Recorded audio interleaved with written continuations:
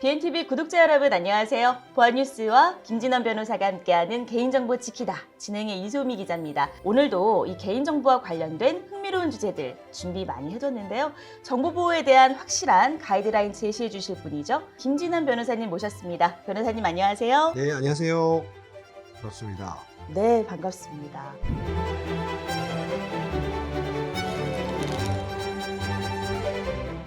변호사님 오늘 특별히 개인정보 업무 담당자들을 위한 내용을 다뤄볼 건데요. 근데 이제 업무를 눈에 띄게 잘하는 것도 중요하지만 사실 이를 위해서 업무 누수가 발생하지 않도록 이제 담당자들이 쉽게 실수할 법한 내용을 알고 있는 것도 실제 현장에선 많은 도움이 될 것 같습니다. 개인정보보호법이 적용되느냐 아니면 적용되지 않느냐 이런 부분인 것 같거든요. 네, 그래서 관련해서 좀 반드시 염두에 두어야 할 내용들은 어떤 게 있을까요? 네, 개인정보 관련 사항들은 워낙 실생활과 밀접할 뿐만 아니라 그 논의 자체가 표면적으로는 그리 어려운 것은 아닙니다. 그렇지만 한꺼풀 더 들어가면 판단이 좀 아주 난감할 때가 이제 적지 않거든요. 예를 들어서 어느 회사원이 옆집에 살고 있는 거래처 사장님의 휴대전화 번호를 암기하고 있었는데 그 회사원의 또 다른 이웃이 꼭 필요하다고 사정하는 바람에 그 사장님의 휴대전화 번호를 불러준 경우를 한번 생각해 보면 좋겠어요. 그 회사원은 거래처 사장님의 동의 없이 함부로 휴대전화 번호를 다른 이웃에게 알려주었기 때문에 동의 없이 개인정보를 제3자에게 제공한 경우에 해당해서 형사처벌을 받아야 하는 처지에 놓이게 될까요? 이 사장님이 어떤 휴대전화를 공유했다라고 하는 부분은 오히려 굉장히 좀 필요한 부분이라고 생각이 드는데 네네. 이걸로 인해서 형사처벌을 받는다라는 게 사실 좀 상식적으로 이해가 되지 않는데 네. 또 법률상으로는 맞을 것도 같고요. 사실 고작 그 휴대전화 번호를 이웃한테 알려주는 것 때문에 형사처벌까지 받는 것은 좀 지나치다고 볼 수도 있고요. 어쨌든 휴대전화 번호도 개인정보인 이상 이를 남에게 함부로 제공하는 것은 범죄 행위에 해당한다고 볼 수도 있겠습니다. 그러나 제가 방금 이제 말씀드린 그 케이스의 경우에는 기본적으로 개인정보보호법이 적용되지 않아서 그 회사원에게 개인정보보호법 위반이 문제되지 않는다 이렇게 보는 것이 맞을 것 같습니다.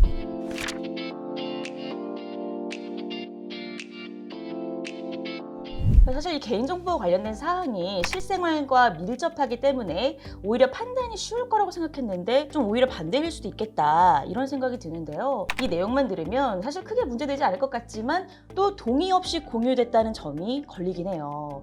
그래서 사실 휴대전화 번호가 또 개인정보에 해당되기도 하고요. 그런데 이 사례가 왜 이제 개인정보보호법 적용 대상이 아닌 걸까요? 네, 개인정보법이 적용되는 사안인지를 판단하기 위해서는요, 그 담당자 분들이 문제된 정보가 개인정보에 해당하는지를 우선 생각해 보는 경우는 많습니다. 그러나 어떤 정보가 개인정보에 해당한다고 하더라도 언제나 개인정보보호법이 적용되는 것은 아니거든요. 순수한 개인이든 법인이든 간에 개인정보를 처리하는 자가 개인정보보호법이 정한 개인정보 처리자에 해당해야 비로소 개인정보보호법이 적용될 수 있습니다. 그래서 아주 예외적인 경우를 제외하고는 이와 같이 개인정보보호법이 적용될 수범자는 모든 국민이 아니고요.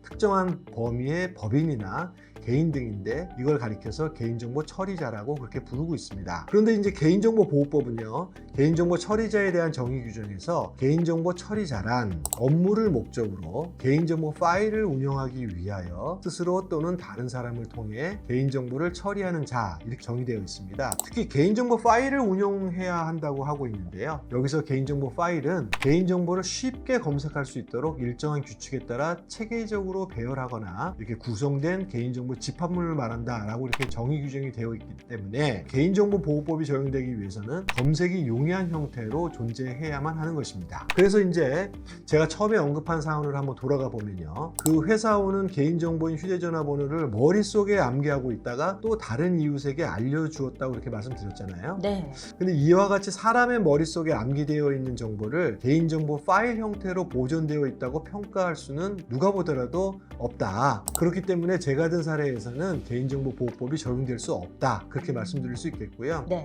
실제 업무를 하면서 컴퓨터 파일을 이용하는 경우가 많기 때문에 대부분 개인정보 파일에 해당한다고 보아야겠지만 예를 들어서 뭐 종이 형태로 수령한 각종 고지서나 우편물 또는 포스트잇 형태로 이용되는 메모장 등은 기본적으로 개인정보 파일이 아니라고 볼 수 있습니다. 다만 이런 종이 서류들도 인덱스 처리를 해서 검색이 용이하게 배열하여 두는 경우에는 개인정보 파일에 해당한다고 한다고 해석되니까 주의를 좀 해야겠죠. 그렇겠네요. 이 개인정보 파일이라는 부분이 정말로 보유를 하고 있느냐 안 하고 있느냐도 굉장히 중요한 기준이 될 것 같고요. 이제 실제 이렇게 개인정보에 해당된다고 하더라도 보호법 적용이 안 되는 경우도 있다. 이 개인이든 법인이든 개인정보 처리자에 해당되는 경우만 보호법 적용 대상이 된다. 개인이 휴대폰 번호를 단순하게 암기하고 있다가 제3자에게 공유한 경우 보호법 위반이 아니다.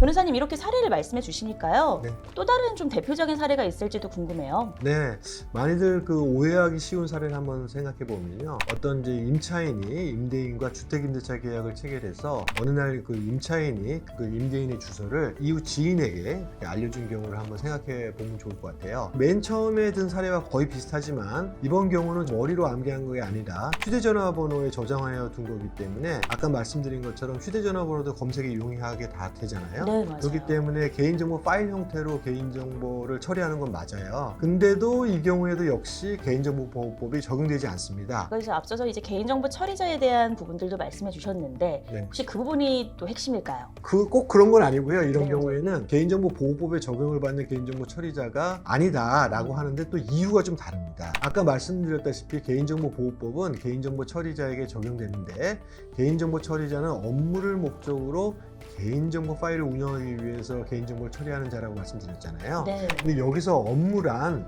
직업상 또는 사회생활상의 지위에서 계속적으로 종사하는 사무나 그런 어떤 여러 가지 사업을 말하는 것입니다. 그래서 이제 임차인이 임대인의 전화번호를 휴대전화와 같은 시스템 내에 저장해 둔다고 하더라도 그거는 업무 목적이 아니라 순수하게 사적 목적이기 때문에 그는 여전히 개인정보 처리자가 아니라고 봐야 됩니다. 결국에는 그 목적이 굉장히 중요하다라고 볼 수가 있겠네요. 네, 그렇습니다. 네, 기업이나 법인같이 업무 목적이 아닌 개인적인 경우이기 때문에 이 보호법 위반이라고 볼 수 없다는 점 명확하게 인지하고 계셔야 할 것 같습니다.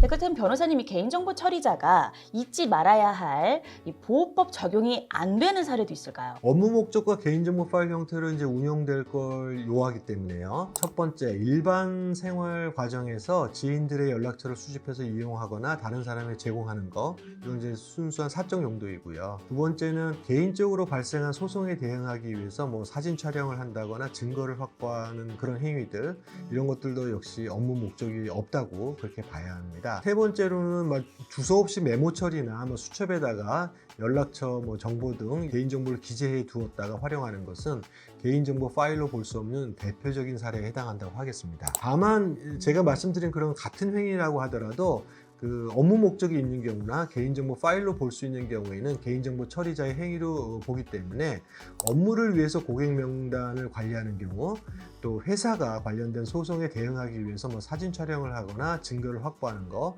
이런 거는 모두 이제 보호법 적용 대상이다 이렇게 좀 유의를 하셔야 될 것 같습니다. 정리를 해보자면 개인정보 업무를 이제 담당자분들께서 하시다가 좀 이상하고 또 선뜻 동의하기 어려운 그런 상황이 생길 때가 굉장히 많거든요. 그때는 무턱대고 이제 보호법 적용되면 어떡하지라고 이제 걱정하시는 것보다는 그 개인정보가 더 나아가서 개인정보 파일의 형태로 존재하여 처리되는 건지 아니면 개인정보를 업무 목적으로 처리하는지 이런 것들을 우선 먼저 이제 검토하는 습관을 길들이시면 합리적인 결론을 도출할 수 있는데 많이 도움이 될 것 같습니다. 무엇이든 목적이 중요하다는 말씀인데 이제 특히 개인정보 처리자의 요건에 해당되는지 우선적으로 검토하는 과정도 꼭 필요한 것 같습니다.